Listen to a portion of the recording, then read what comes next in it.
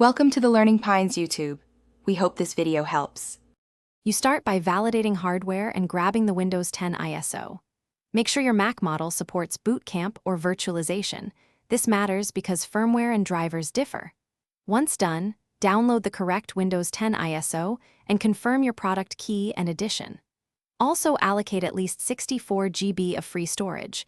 Windows runs better with room for updates and page files. Before you touch partitions, make a time machine backup and optionally create a Mac OS installer so you can recover if anything goes wrong.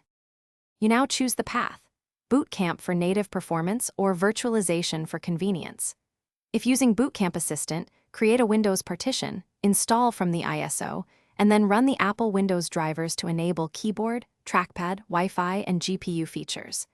If you prefer a VM, install Parallels, VMware Fusion, or VirtualBox, make a new VM, attach the ISO, and start installation. Allocate CPU cores, an 8 to 16 GB RAM, and at least 64 GB disk.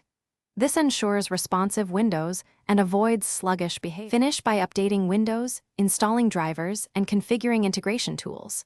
If on Boot Camp, run Apple Software Update in Windows to get all hardware drivers and check the Boot Camp control panel for keyboard and trackpad tuning. If using a VM, install guest editions or tools to enable shared folders, clipboard, and drag and drop. Make sure Windows Update completes and reboot. If hardware is unrecognized or performance suffers, rerun the Boot Camp, driver installer, or download drivers externally.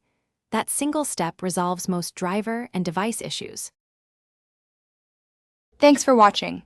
Consider subscribing if we helped you.